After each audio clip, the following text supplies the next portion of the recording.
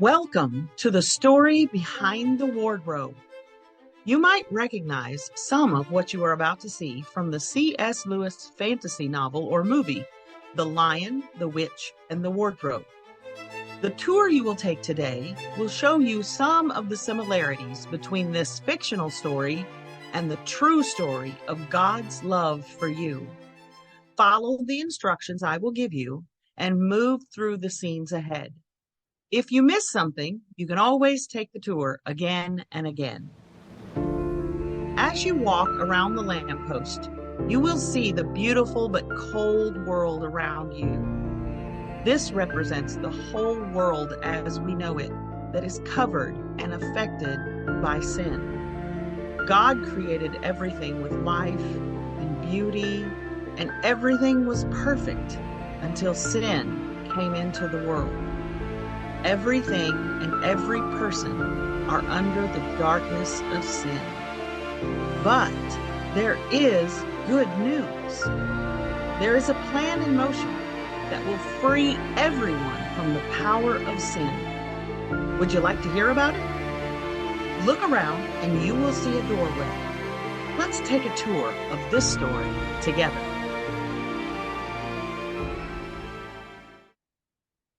Meet the White Witch. She is the ruler of the land of Narnia, and she uses evil and darkness and cold to control all the creatures in this place. But do you see Edmund here? He doesn't realize the White Witch is lying to him about her power. She promises him that he can have everything he wants if he will just trust her. When he listens and believes her, she ends up throwing him into a cold, dark dungeon. She says she will let him go free if he will betray his siblings and tell her where to find Aslan the lion. According to the prophecy of Narnia, Aslan the lion will defeat her. She reminds me of Satan in the Garden of Eden when he tricked Adam and Eve into disobeying God. When they disobeyed God, sin came into our world, and sin separates us from God. Take a good look, and then follow through the next doorway. I want you to meet Aslan.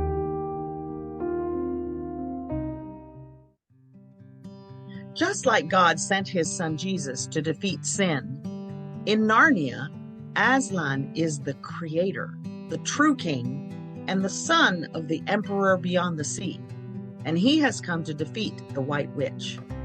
There is a problem, though. According to the law of Narnia, the blood of a traitor belongs to the White Witch, and that traitor must die on the stone table.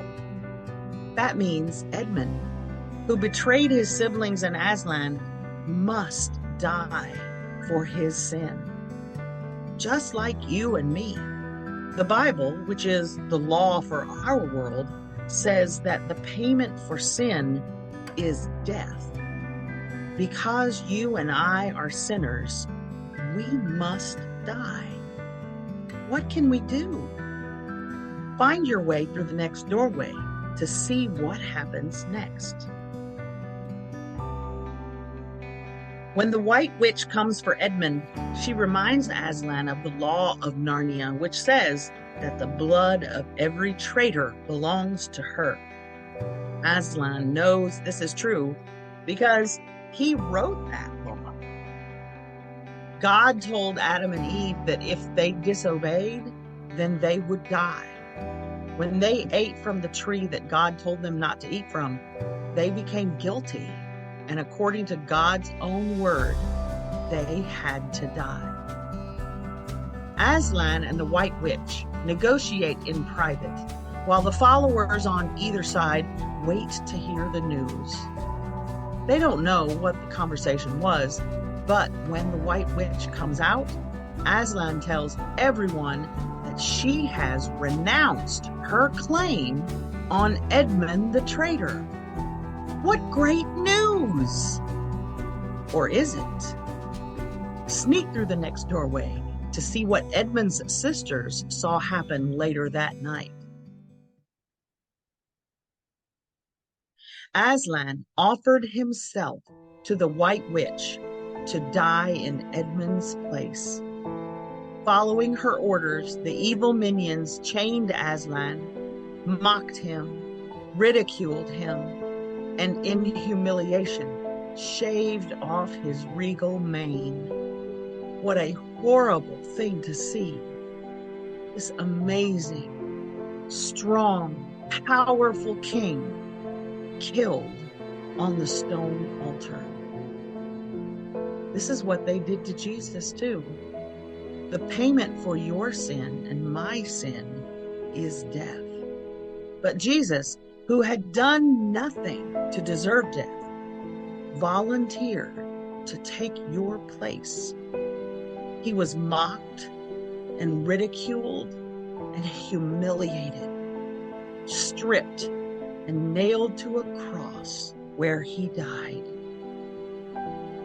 In Narnia, sisters Susan and Lucy watched helplessly in horror. And when it was finished and the crowd was gone, they said goodbye to their king. As they turned to go, there was a loud crack like a thunderbolt. Quick, through the door to see what happened. Aslan was gone, and the altar was split in two. Even as they stood there, they saw their king come up from behind the altar, alive and whole. How could this be? They had watched him die, just like Jesus's followers had watched him die on the cross. They had even buried him and mourned him.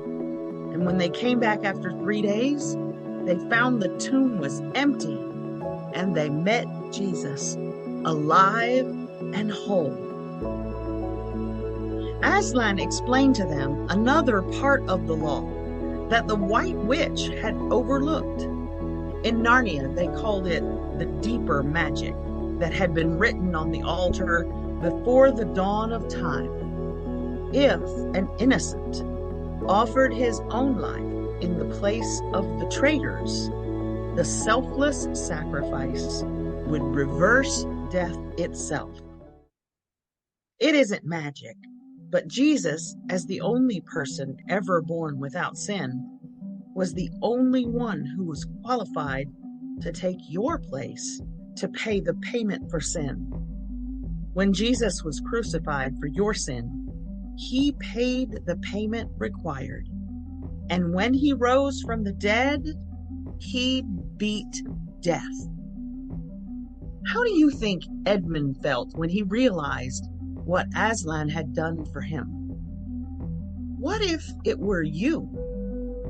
What would you say to the one who gave his own life in your place? This is the most important decision you will ever make in your life.